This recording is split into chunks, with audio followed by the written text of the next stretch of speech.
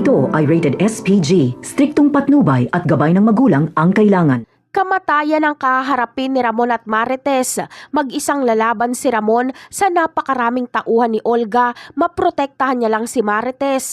Labis ang takot ni Marites sa nangyayaring putukan pero lumalakas ang loob niya dahil nakikita niyang isinusugal ni Ramon ang kanyang buhay para sa kanya.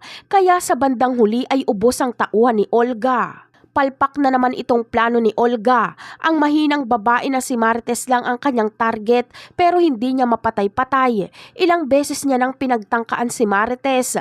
Aatras na lang si Olga at galit na galit siya dahil inubos ni Ramon ang kanyang mga tauhan. Umaasa siyang hindi nakahalata si Ramon na siya ang may pakananon. Pero dito nagkakamali si Olga dahil meron pa siyang tauhan na buhay pero sugatan at may iwan ito kay Ramon. Kaya ito ang paaaminin ni Ramon kung sino ang nag-utos sa kanya. Papasakitan siya ni Ramon para umamin kaya aamin ang tauhan na ito na si Ma'am Olga daw umano ang kanyang boss. Kaya malinaw kay Ramon na kalaban niya si Olga. Ang hindi niya lang maintindihan ay kung ano ang motibo ni Olga para kalabanin siya nito. Kaya naman, dahil sa barabarang hakbang na ito ni Olga ay masusukol na siya ni Ramon.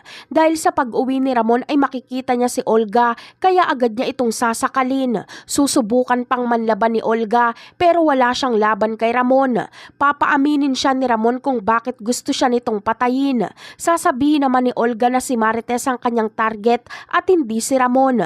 Ngunit ngayong bistado na si Olga, aaminin niya na rin kaya na impostor ang anak ni Ramon? Abangan na lang natin yan. Bye!